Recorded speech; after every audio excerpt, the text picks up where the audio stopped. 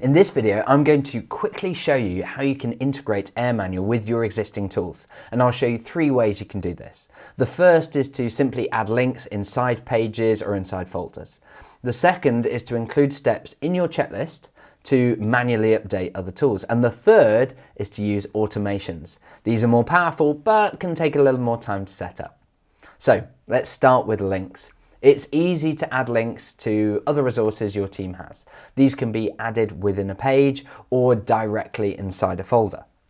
For example, you can see in the sales team here, we can create a link to our sales team dashboard with a hyperlink to it, and now that appears in our workspace here.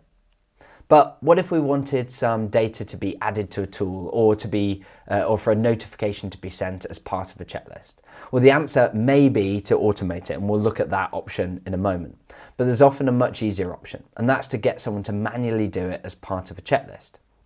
So as an example, let's say that someone has a discovery call with a prospect, and I want a survey to be sent to the people on the call, a summary on the call to be shared with the team in Slack, and our CRM to be updated. So I could just simply include those steps in the checklist to make those updates. So if I share an example from our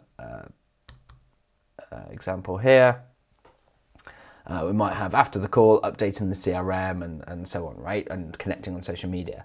So I could even include a step and a template, for example, to share update on Slack.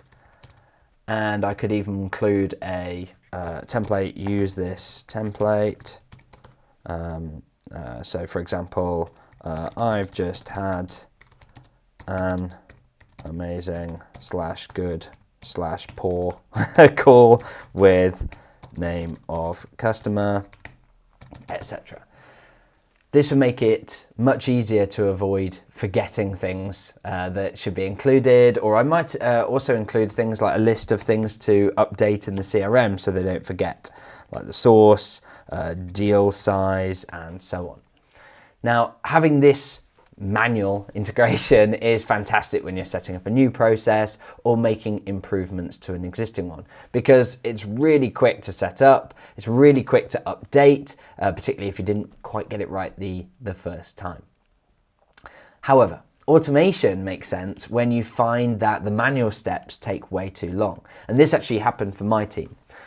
Over time, we had found that the number of steps our sales reps had to complete after every discovery call grew, and it could take up to an hour, even slightly more than an hour, to complete for each call.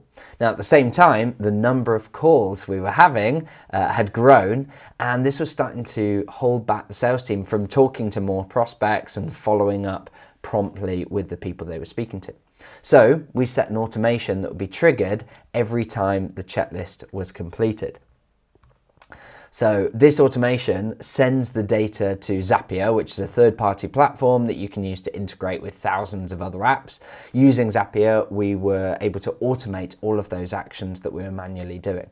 So if I use an example here, so if I switch to manage view, running a discovery call, I can add an automation for when this checklist is completed, and then I could set up so it has an API call to the webhook, which is then picked up by Zapier, so that when that sales rep completes the call, the feedback surveys are automatically sent, the call is automatically summarized and shared with our team on Slack, and our CRM, in our case HubSpot, gets automatically updated with all the key fields.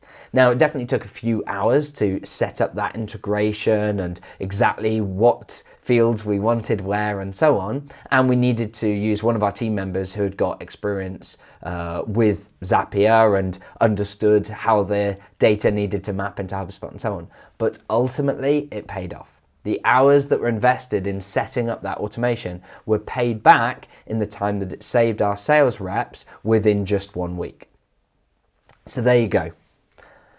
That's 3 ways to integrate links, manual steps, and automations.